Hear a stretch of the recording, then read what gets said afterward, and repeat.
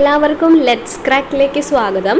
അപ്പോൾ നമുക്ക് സയൻസിലെ questions discuss ചെയ്താലോ? ഫിസിക്സ്, കെമിസ്ട്രി, ബയോളജി ഇതിലുള്ള ചോദ്യങ്ങളൊക്കെ ഉണ്ട്. എത്ര മാർക്ക് കിട്ടുന്നു നോക്കൂ. എത്ര ക്വസ്റ്റ്യൻസാണ് ഞാൻ എടുത്തത് എന്ന് എനിക്ക് ഓർമ്മയില്ല, നമുക്ക് നോക്കാം. ഓക്കെ, 20 നിന്നാണ് സ്റ്റാർട്ട് ചെയ്യുന്നത്. താഴെ കൊടുത്തവയിൽ വിസരണം, അറിയാലോ വിസരണം എന്താന്ന്? ഏറ്റവും കുറഞ്ഞ വർണ്ണം ഏത്?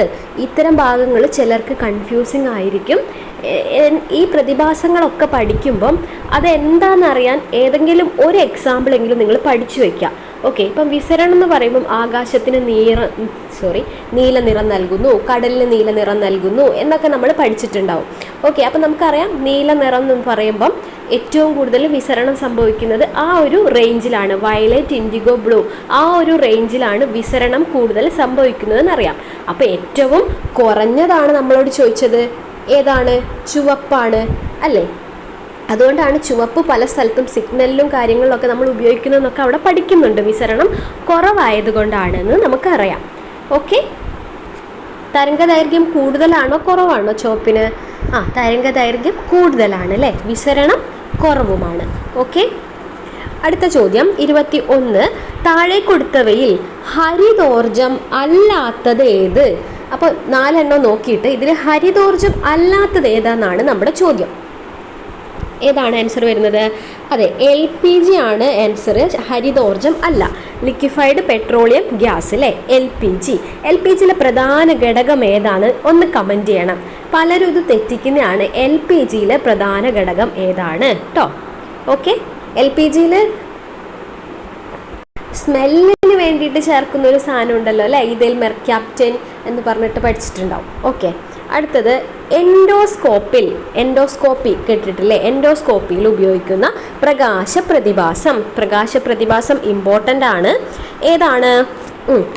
ഓപ്ഷൻ ബി, പൂർണ്ണാന്തര പ്രതിപതനം, ടോട്ടൽ ഇൻറ്റേർണൽ റിഫ്ലക്ഷൻ. നമ്മൾ എവിടെയൊക്കെ പഠിച്ചിട്ടുണ്ട്? ഒപ്റ്റിക്കൽ ഫൈബറിൽ പഠിച്ചിട്ടുണ്ട്, പിന്നെ വജ്രം, അവിടെയൊക്കെ നമ്മൾ ഈ പൂർണ്ണാന്തര പ്രതിപതനം പഠിക്കുന്നുണ്ട്. അതേപോലെ മഴവില്ലിൻ്റെ രൂപീകരണത്തിലും പൂർണ്ണാന്തര പ്രതിപതനം പഠിക്കുന്നുണ്ട്. ഓക്കെ ആണല്ലോ. അടുത്ത ചോദ്യം 23. അടിഭാഗത്ത് ദ്വാരമുള്ള അടപ്പില്ലാത്ത ഒരു കുപ്പിയുടെ ദ്വാരം അടച്ചു പിടിച്ച് ജലം നിറച്ച ശേഷം ഒരു കെട്ടിടത്തിന് മുകളിൽ നിന്ന് താഴേക്ക് ഇടുന്നു. നിങ്ങൾ ഒന്ന് പോസ് ചെയ്തിട്ട് ഒന്നും കൂടി വായിച്ചു നോക്കിയാൽ മതി, ക്ലിയർ ആവും. കുപ്പിയിലെ ജലത്തെ സംബന്ധിച്ച് ശരിയായ പ്രസ്താവന ഏതാണ്? ഓക്കെ, കുപ്പിയിലെ ജലത്തെ സംബന്ധിച്ചിട്ടോ ഏതായിരിക്കും? വീഴുമ്പോൾ ജലം ചോർന്നു പോകില്ല. ഓക്കെ, ഓപ്ഷൻ സി ആണ് ആൻസർ വരിക. വേണമെങ്കിൽ ഒന്ന് ചെയ്ത് നോക്കൂ. അടുത്തത് 24. ഒരു കോൺവെക്സ് ലെൻസ് രൂപവൽക്കരിച്ച പ്രതിബിംബം ഏതാണ്? കോൺവെക്സ് ലെൻസ് ആണ്. പ്രതിബിംബ രൂപീകരണം നമ്മൾ പഠിച്ചിട്ടുള്ളതാണ്. അപ്പോൾ പ്രതിബിംബം എങ്ങനെയാണ് ഉണ്ടായിട്ടുള്ളത്? തല കീഴായതും വസ്തുവിനേക്കാൾ ചെറുതുമാണ്. അപ്പോൾ പ്രതിബിംബത്തിൻ്റെ പ്രത്യേകതകളും തന്നിട്ടുണ്ട്. ഏത് ലെൻസാണ് നമ്മൾ ഉപയോഗിച്ചത്? കോൺവെക്സ് ആണെന്നും തന്നിട്ടുണ്ട്. അങ്ങനെയാണെങ്കിൽ വസ്തുവിൻ്റെ സ്ഥാനമാണ് നമുക്ക് കാണേണ്ടത്. ഓക്കെ, അത് ചെയ്തു നോക്കിയാൽ ഏത് വരും? ഓപ്ഷൻ ബി വരും. 2Fന് അപ്പുറം എന്നുള്ളതാണ് ആൻസർ വരിക കേട്ടോ. 2Fന് അപ്പുറം. 25. ഒരു ലെൻസിൻ്റെ മധ്യബിന്ദു ഏത് പേരിൽ അറിയപ്പെടുന്നു? ലെൻസിൻ്റെ മധ്യബിന്ദു ഓപ്ഷൻ ബി പ്രകാശിക കേന്ദ്രം. 26. ഒരു കാന്തിക മണ്ഡലത്തിൽ സ്ഥിതി ചെയ്യുന്ന വൈദ്യുതി പ്രവഹിക്കുന്ന ചാലകത്തിൻ്റെ ചലനദിശ കണ്ടെത്താൻ സഹായിക്കുന്ന നിയമം ഏത്? കുറച്ച് കൺഫ്യൂസിങ് ആയിരിക്കും ഓപ്ഷൻസ് എല്ലാം കൂടി കാണുമ്പം. ഒരു കാന്തിക മണ്ഡലം ഉണ്ട്, അതിൽ സ്ഥിതി ചെയ്യുന്ന വൈദ്യുതി പ്രവഹിക്കുന്ന ചാലകത്തിൻ്റെ ചലനദിശയാണ് നമുക്ക് കണ്ടുപിടിക്കേണ്ടത്. ഏതാണ് ആൻസർ വരിക? ഫ്ലെമിങ്ങിൻ്റെ ഇടതുകൈ നിയമമാണ് വരുന്നത്. ഓപ്ഷൻ സി, ഫ്ലെമിങ്ങിൻ്റെ ഇടതുകൈ നിയമം. ഓക്കെ, അടുത്ത ചോദ്യം 27. സൂര്യാഘാതത്തിന് കാരണമാകുന്ന പ്രധാന രശ്മികൾ option B ultraviolet, UV rays ആണ്. 28ാമത്തെ ചോദ്യം. ചന്ദ്രൻ്റെ വിദൂര ഭാഗത്തേക്ക് പര്യവേഷണത്തിനായി ചൈന 2024 മേയിൽ വിക്ഷേപിച്ച പേടകം ഏതാണ്? ഓപ്ഷൻ സി ആണ് ആൻസർ വരിക. ചാങ് 6 കേട്ടോ, ഞാൻ അങ്ങനെ വായിച്ചാണ്. ചാങ് 6 ആണ് കേട്ടോ ആൻസർ വരുന്നത്. 29 താഴെ കൊടുത്തവയിൽ ഏറ്റവും കൂടുതൽ ഊർജ്ജമുള്ള സബ്ഷെല്ല്. തെറ്റിക്കരുത്. ഊർജ്ജമുള്ള സബ്ഷെല്ല്, ഊർജ്ജം കൂടി വരുന്ന ക്രമത്തിൽ നമ്മൾ സബ്ഷെല്ലുകൾ എഴുതാറില്ലേ, 1s 2s 2p എന്ന് പറഞ്ഞിട്ട്. അപ്പോൾ ലാസ്റ്റ് വരിക ഓപ്ഷൻ ബി 3D ആണ് വരിക. അതുകൊണ്ട് 29 ഓപ്ഷൻ ബി ആണ് ആൻസർ വരുന്നത്, 3D. 30 ഉരുകിയ സോഡിയം ക്ലോറൈഡിനെ ഇലക്ട്രോളിസിസ് ചെയ്യുമ്പോൾ കാഥോഡിൽ പറ്റിപ്പിടിക്കുന്ന മൂലകം ഏതാണ്? ഇതൊന്ന് വൃത്തിയിൽ വായിച്ചു നോക്കുക. ഏതാണ്? ഇലക്ട്രോളിസിസ് ആണ്. ഇലക്ട്രോളിസും അതായത് വൈദ്യുത വിശ്ലേഷണ സെല്ലും നമ്മൾ പഠിച്ചിട്ടുണ്ട്, ഗാൽവനിക് സെല്ലും പഠിച്ചിട്ടുണ്ട്. രണ്ടിലും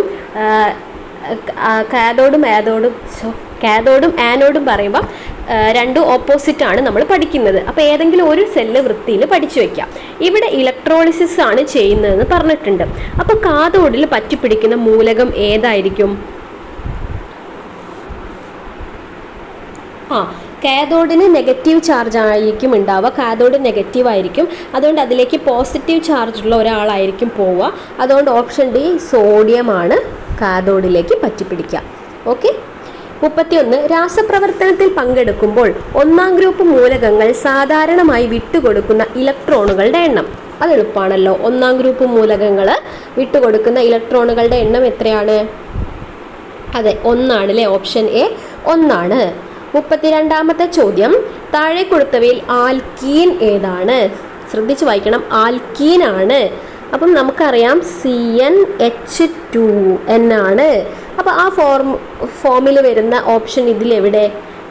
ഇതാണ് ഓപ്ഷൻ ബി C2H4 ആണ്. C2H4 നമ്മൾ അന്ന് ഒരിക്കൽ ഇങ്ങനത്തെ ക്വസ്റ്റ്യൻ ഡിസ്കസ് ചെയ്തതാണ്. CnH2n+2 CnH2n CnH2n-2 എന്നൊക്കെ പറഞ്ഞിട്ട് നമ്മൾ ഓരോന്നിൻ്റെയും ആൽക്കൈൻ ഒക്കെ പറഞ്ഞിട്ടുള്ളതാണ് കേട്ടോ. 33ാമത്തെ ചോദ്യം സിൽവർ മിറർ ടെസ്റ്റ് വഴി താഴെ കൊടുത്ത ഏത് പദാർത്ഥത്തിൻ്റെ സാന്നിധ്യം നമുക്ക് അറിയാൻ കഴിയും? സിൽവർ മിറർ ടെസ്റ്റ് ഏതാണ്? ഗ്ലൂക്കോസ് ആണ് അല്ലേ. ഓപ്ഷൻ എ ഗ്ലൂക്കോസിൻ്റെ സാന്നിധ്യം അറിയാൻ നമുക്ക് സിൽവർ മിറർ ടെസ്റ്റ് വഴി സാധിക്കുന്നു. ഓക്കെ. 34 ഒക്ടൈൽ അസറ്റേറ്റ് എന്ന എസ്റ്ററിൻ്റെ ഗന്ധം ഏതിന് സമാനമാണ്? ഒക്ടൈൽ അസറ്റേറ്റ് ഏതാണ്? ഓറഞ്ച് ആണ് കേട്ടോ. ഓറഞ്ചിൻ്റെ ഗന്ധമാണ് ഒക്ടൈൽ അസറ്റേറ്റ് എന്ന എസ്റ്ററിനുള്ളത്. 35 വസ്തുക്കളുടെ അപൂർണ ജ്വലന ഫലമായി ഉണ്ടാകുന്ന പ്രധാന വാതകം ഏതാണ്? എളുപ്പമാണ്. കാർബൺ മോണോക്സൈഡ് ആണ് കേട്ടോ. Carbon monoxide. അപ്പോൾ കാർബൺ മോണോക്സൈഡ് പറഞ്ഞപ്പോഴാണ് നമ്മൾ വാട്ടർ ഗ്യാസ്, പ്രൊഡ്യൂസർ ഗ്യാസ് അതൊക്കെ പഠിച്ചു വെക്കണം കേട്ടോ. കാർബോണിക് ആസിഡ്, കാർബോളിക് ആസിഡ്, അങ്ങനത്തെ കൺഫ്യൂഷൻ വരുന്ന കുറച്ച് സാധനങ്ങളില്ലേ, അതൊക്കെ ഒന്നും കൂടി മനസ്സിരുത്തി പഠിച്ചുറപ്പിച്ച് വെക്കണമേ. 36ാമത്തെ ചോദ്യം താഴെ കൊടുത്തിരിക്കുന്നവയിൽ റീചാർജ് ചെയ്യാവുന്ന സെല്ല് ഏതാണ്? റീചാർജ് ചെയ്യാൻ കഴിയുന്നത് നിക്കൽ കാഡ്മിയം സെല്ലാണ് കേട്ടോ. Nickel cadmium സെല്ലാണ്. 37 താഴെ കൊടുത്തവയിൽ കൃത്രിമ മധുരത്തിന് ഉപയോഗിക്കുന്ന പദാർത്ഥം. കൃത്രിമ മധുരം 37 ഓപ്ഷൻ ബി സാക്കറിൻ. 38 ജനറ്റിക് എഞ്ചിനീയറിംഗിൽ ഉപയോഗിക്കുന്ന വെക്റ്റർ ഏതെന്നാണ് ചോദിച്ചിരിക്കുന്നത്. ജനറ്റിക് എഞ്ചിനീയറിംഗിൽ ഉപയോഗിക്കുന്ന വെക്റ്റർ ചോദിച്ചാൽ പ്ലാസ്മിഡ് ആണ് കേട്ടോ. പ്ലാസ്മിഡ്. 39 പുംബീജത്തിൻ്റെ ജനിതക ഘടന ഏത്? ഓപ്ഷൻ ഡി 22+Y ആണ് വരിക. 22+Y. ഓക്കെ. 40 ആൻറ്റിബോഡി ഇല്ലാത്ത രക്തഗ്രൂപ്പ്. കൺഫ്യൂഷൻ വരുത്തണ്ട. നമുക്കറിയാം AB-യിൽ ആൻറ്റിജൻ എയും ആൻറ്റിജൻ ബിയും ഉണ്ട്, പക്ഷേ എന്തില്ല? ആൻറ്റിബോഡി ഇല്ല നമുക്കറിയാം. അതേപോലെ O ഗ്രൂപ്പ് ആണെങ്കിലോ ആൻറ്റിബോഡി ആണ് എയും ബിയും, പക്ഷേ എന്തില്ല? ആൻറ്റിജൻ ഇല്ല എന്ന് നമുക്കറിയാം. ഏതെങ്കിലും ഒന്ന് വൃത്തിയിൽ പഠിച്ചു വയ്ക്കാം. അപ്പം 40 ഏത് വരും? നമ്മളോട് ചോദിച്ചത് ആൻറ്റിബോഡി ഇല്ല എന്നാണ് പറഞ്ഞത്. അതുകൊണ്ട് ഓപ്ഷൻ സി ആണ് ആൻസർ വരുന്നത്. ഓക്കെ. 41ാമത്തെ ചോദ്യം ജനിതക എഞ്ചിനീയറിംഗ് വഴി നിർമ്മിക്കുന്ന ഏത് പ്രോട്ടീനാണ് വൈറസ് രോഗങ്ങൾക്കെതിരെ ഉപയോഗിക്കുന്നത്? അപ്പം ജനിതക എഞ്ചിനീയറിംഗ് വഴി നമ്മൾ നിർമ്മിക്കുന്ന ഏത് പ്രോട്ടീനാണ് വൈറസ് രോഗങ്ങൾക്കെതിരെ ഉപയോഗിക്കുന്നതെന്ന് ചോദിച്ചാൽ ഇൻ്റർഫെറോൺസ് ആണ്. Option B interferons. ഓക്കെ. 42 പീതബിന്ദുവിനെ കുറിച്ച് ശരിയായ പ്രസ്താവന. ഞാൻ ഓപ്ഷൻ വായിക്കാറില്ലല്ലോ. ഏതാണ്? ഏറ്റവും വ്യക്തമായ കാഴ്ച ലഭിക്കുന്ന ബിന്ദുവാണ്. അങ്ങനെയാണെങ്കിൽ കാഴ്ചശക്തി തീരെ ഇല്ലാത്തത് ഏതാണ്? അന്ധബിന്ദുവാണ് അല്ലേ? അന്ധബിന്ദുവാണ്. ഓക്കെ. 43 താഴെ കൊടുത്തവയിൽ പ്രോട്ടോസോവ പരത്തുന്ന രോഗം ഏതാണ്? എളുപ്പമാണ്. എയ്ഡ്സും നിപ്പയൊക്കെ എന്താണ്? വൈറസ് ആണ് അല്ലേ? പ്രോട്ടോസോവ ഏതാണ്? മലേറിയ ആണ്.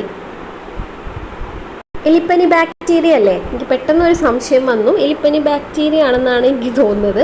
ഓക്കെ. അപ്പോൾ എന്തായാലും പ്രോട്ടോസോവ മലേറിയ ആണ്. ബാക്കി രണ്ടും പിന്നെ നിപ്പ വൈറസ് ആണ്. എയ്ഡ്സ് ഒരു വൈറസ് രോഗമെന്നൊക്കെ നമുക്കറിയാം. 44 ഇതിപ്പോൾ കറണ്ട് ആയിട്ടുള്ളൊരു സംഭവം ആയതുകൊണ്ട് കിട്ടും. നേരിയം ഒലിയാണ്ടർ എന്നത് ഏത് സസ്യത്തിൻ്റെ ശാസ്ത്രനാമമാണ്? എനിക്കറിയില്ലായിരുന്നു, ഞാനൊരു ഗസ് ചെയ്തതായിരുന്നു. അപ്പോൾ ശരിയായി, അരളിയാണ് കേട്ടോ. അരളിയാണ്. ഓക്കെ. ഗുജറാത്തിൽ ഈയിടെ കണ്ടെത്തിയ ഏറ്റവും വലിയ പാമ്പിൻ്റെ ഫോസിലിന് നൽകിയ പേര്. ഈ ഒരു പേര് നമ്മൾ പുരാണങ്ങളിലൊക്കെ കേട്ടിട്ടുണ്ടാവും. ഈ ഒരു പാമ്പ് വാസുകി കേട്ടിട്ടുണ്ടല്ലോ. വാസുകി ഇൻഡിക്കസ് എന്നാണ് ആൻസർ കേട്ടോ. വാസുകി ഇൻഡിക്കസ്. അപ്പോൾ നമ്മൾ ക്വസ്റ്റ്യൻസ് എല്ലാം ഡിസ്കസ് ചെയ്ത് കഴിഞ്ഞു. 26 ചോദ്യങ്ങളാണ് ഞാൻ ഡിസ്കസ് ചെയ്തത്. ക്വസ്റ്റ്യൻ നമ്പർ 20 തുടങ്ങിയത്. 26 ചോദ്യങ്ങളാട്ടോ നമ്മൾ ചെയ്തത്. 26-ൽ എത്ര മാർക്ക് കിട്ടിയെന്ന് നോക്കൂ. അപ്പോൾ എല്ലാവരും നന്നായിട്ട് പഠിക്കൂ. All the best. Current affairs നമുക്ക് ഇനിയും ചെയ്യാം കേട്ടോ. അപ്പോൾ ഫസ്റ്റ് വീഡിയോ എല്ലാവരും നല്ല റിപ്ലൈ ആണ് തന്നത്. നമുക്ക് കണ്ടിന്യൂ ചെയ്യാം. ടൈം നോക്കട്ടെ, അതിനനുസരിച്ച് നമുക്ക് അപ്ലോഡ് ചെയ്യാം കേട്ടോ. ഓക്കെ. അപ്പോൾ എല്ലാവരും നന്നായിട്ട് പഠിക്കുന്നുണ്ടെന്ന് വിചാരിക്കുന്നു. എൻ്റെ പഠനം എന്ന് പറഞ്ഞിട്ടുണ്ടെങ്കിൽ എന്താ പറയുക, എത്രയായിട്ടും ഒരു കംപ്ലീറ്റ്നെസ്സിലേക്ക് വരുന്നില്ല. പഠിക്കുന്നുണ്ട്, എന്തൊക്കെയോ എവിടേക്കോ ഒരു മിസ്റ്റേക്ക് ഫീൽ ചെയ്യുന്നു. പരീക്ഷ എടുക്കാറായപ്പം ആകെ ബ്ലാങ്ക് ഔട്ടായ ഒരു ഫീലാണ് എനിക്ക് സത്യം പറഞ്ഞുള്ളത്. അപ്പോൾ ഒരു ഇൻട്രാക്ഷൻ നിലനിൽക്കാൻ വേണ്ടിയിട്ടും കുറച്ച് ക്വസ്റ്റ്യൻസ് കാണുമ്പോൾ നിങ്ങളുമായിട്ട് ഷെയർ ചെയ്യാമെന്ന് ഓർത്തുകൊണ്ടാണ് ഞാനിങ്ങനെ വീഡിയോസ് ചെയ്യുന്നത്. അല്ലാണ്ട് സമയം ഒത്തിരി എനിക്ക് ഉണ്ടായിട്ടാണ്, അല്ലെങ്കിൽ ഞാൻ പഠിച്ചു കഴിഞ്ഞിട്ട് ഇരിക്കുവാണെന്നൊന്നും നിങ്ങൾ വിചാരിക്കരുത്. ഞാൻ നിങ്ങളെപ്പോലെ തന്നെയാണ്, അല്ലെങ്കിൽ നിങ്ങളെക്കാട്ടും കുറച്ച് ബാക്കിലാണെന്ന് വേണമെങ്കിൽ പറയാം. അപ്പം നമ്മൾ ക്വസ്റ്റ്യൻസ് കാണുമ്പോൾ ആണല്ലോ നമുക്ക് ഈ ഏരിയ അറിയോ ഇല്ലയോ നമുക്ക് മനസ്സിലാവുന്നത്. അങ്ങനെ ക്വസ്റ്റ്യൻസ് കാണുമ്പോൾ അതിങ്ങനെ നിങ്ങളുമായിട്ട് ഷെയർ ചെയ്യാണ് ചെയ്യുന്നത് കേട്ടോ. ഓക്കെ. അപ്പോൾ എല്ലാവരും നന്നായിട്ട് പഠിക്കും. All the best.